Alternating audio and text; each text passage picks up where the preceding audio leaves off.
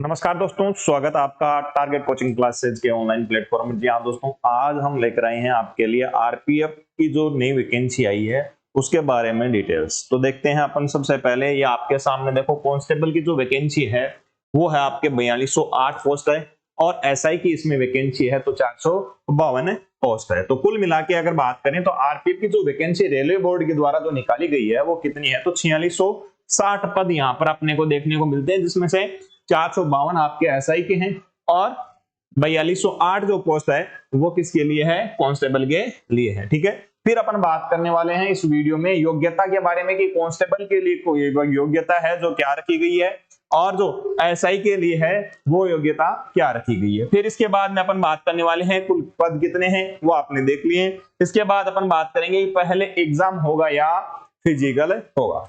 चलो, तो सबसे पहले अपन देखते हैं ऑफिशियल जो नोटिफिकेशन जो बोर्ड के द्वारा डाला गया है उसके बारे में थोड़ी सी बात कर लेते हैं, फिर बात करते हैं आगे।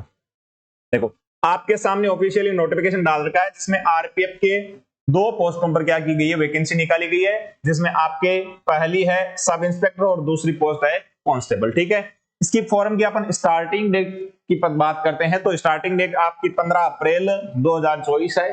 ठीक है, यानी 15 अप्रैल से आपके फॉर्म स्टार्ट हो चुके हैं। ठीक है, इसके बाद बात करते हैं अंतिम जो तिथि है फॉर्म भरने की वो कब है। तो अंतिम तिथि की बात करते हैं तो 14 मई 2024। ठीक है, 14 मई 2024, यानी कहने का मतलब आपके पास पूरा पूरा एक महीना फॉर्म भरने के लिए है। ठीक है, तो आप इस डेट का इंतजार ना करें। ठीक है, शुरू से ही आप अपना फॉर्म भरें, सारी डिटेल आप अच्छे से नोटिफिकेशन को कवर करें। ठीक है, पहले अच्छे से नोटिफिकेशन पढ़ें, उसके बाद आपको फॉर्म अप्लाई करना है। ठीक है, फिर अपन बात करते हैं आगे। आगे बात करते हैं तो इसमें देखो, इंस्पेक्टर सब इंस्पेक्टर के लिए जो पे लेवल है वो है 6। ठीक है, ये कोई लगने की बात की बात है। ठीक है, सैलरी आपको मिलने वाली यहाँ पे बेसिक जो सैलरी है वो आपकी है 35,400 रुपए। ठीक है, आपके मेडिकल के जो स्टैंडर्ड की बात करते हैं तो यहाँ पर B1 फर्स्ट यानी बी फर्स्ट लेवल का क्या होने वाला है, मेडिकल होने वाला है।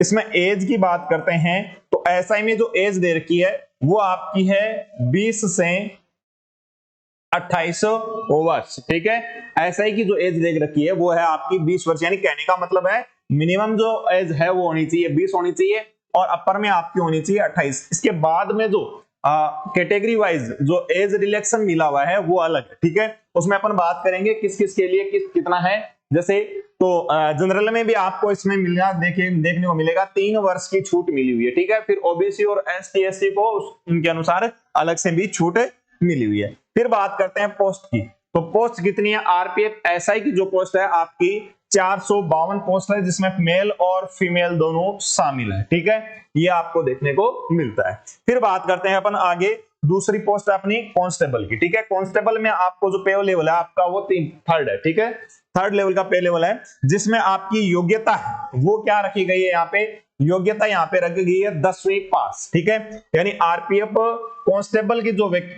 वैकेंसी है उसके लिए आपको 10वीं पास होना अनिवार्य है। ठीक है, 10वीं पास वाला कोई भी अभ्यर्थी क्या कर सकता है, इसका फॉर्म अप्लाई कर सकता है। लेकिन इसमें एज आपकी कितनी होनी चाहिए, 18 वर्ष मिनिमम होनी चाहिए। देखो कब तक होनी चाहिए ये भी इसमें बात करेंगे। ठीक है, कहने का मतलब है कि कब तक एज है, जो 1 जुलाई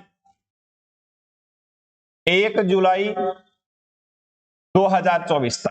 ठीक है, कहने का मतलब आगे जो जुलाई आ रही, जुलाई का महीना आ रहा है उसमें 1 तारीख तक आपकी उम्र कितनी होनी चाहिए, 18 वर्ष होनी चाहिए। यानी जब अभी वर्तमान में जब फॉर्म भरे जा रहे हैं, यदि किसी अभ्यर्थी के 2 या 3 महीने कम पड़ रहे हैं, ठीक है, तो वो फॉर्म को अप्लाई कर सकता है। लेकिन उसके पास क्या होना चाहिए, 10वीं पास की सर्टिफिकेट इन मार्कशीट होनी अनिवार्य है। ठीक है, इसमें आपको सैलरी जो मिलने वाली है बेसिक पे वो आपकी है 21,700 रुपए। ठीक है, फिर अपन बात करते हैं पोस्ट की, तो पोस्ट इसमें कुल कितनी है, 4,208 पोस्ट है। ठीक है, 4,208 पोस्ट है, जिसमें मेल और फीमेल दोनों शामिल है। ठीक है, तो कुल मिलाकर अगर बात करें आरपीएफ वैकेंसी की, तो कुल मिलाकर आपकी वैकेंसी कितनी हो गई, 4,660 वैकेंसी है। ठीक है, फिर अपन बात करते हैं आगे।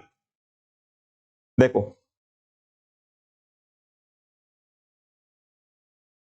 अब बात करते हैं यहां पर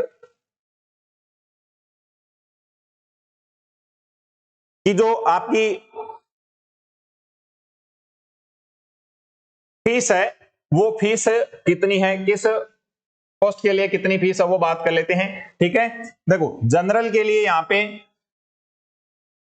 जनरल और ओबीसी के लिए,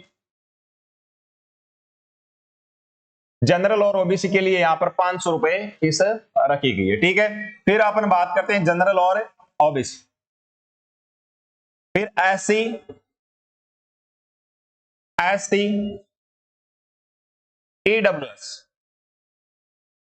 ठीक है, इनके लिए यहां पर 250 रुपए फीस रखी गई है। ठीक है, ये बात आपको ध्यान देना है। अब देखो 500 रुपए दे रही है फीस, लेकिन 500 रुपए में से जब आप एग्जाम में बैठेंगे तो एग्जाम में बैठ लिया आपने, आपका पेपर पास हुआ या नहीं हुआ उससे बोर्ड को कोई मतलब नहीं है। अगर आप एग्जाम में उपस्थित हो गए, ठीक है, उपस्थित हो गए तो आपको यहाँ पर 400 रुपए वापस रिफंड कर दिए जाएंगे। ठीक है ना, कहने का मतलब है जो चार्ज है वो एग्जाम का कितना ले लेंगे, 100 रुपए ही लेंगे। ये ऐसा क्यों कर रहा है बोर्ड, ऐसा इसलिए किया जा रहा है कि अगर कोई अभ्यर्थी फॉर्म भर देता है और एग्जाम नहीं देता है तो बोर्ड के द्वारा उसकी व्यवस्था कर दी जाती है जिसके लिए उनके खर्च होते हैं। ठीक है, तो उनके लिए यह ऐसी फीस का व्यवस्था कर रखा है। ठीक है, अब बात करते हैं एग्जाम की। तो एग्जाम जो तिथि है, परीक्षा जो तिथि है वो अभी क्या नहीं है, निर्धारित नहीं है, परीक्षा तिथि निर्धारित नहीं है। ठीक है, अभी कोई फिक्स नहीं है। योग्यता की बात मैंने बता दी है।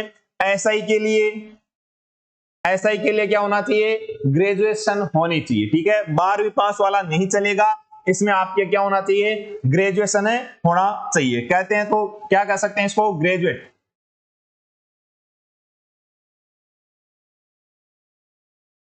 ग्रेजुएशन है होना चाहिए, यानी बीए, बीएससी, बीकॉम की आपकी डिग्री होनी चाहिए। बात करते हैं कांस्टेबल की। तो कांस्टेबल में बताओ,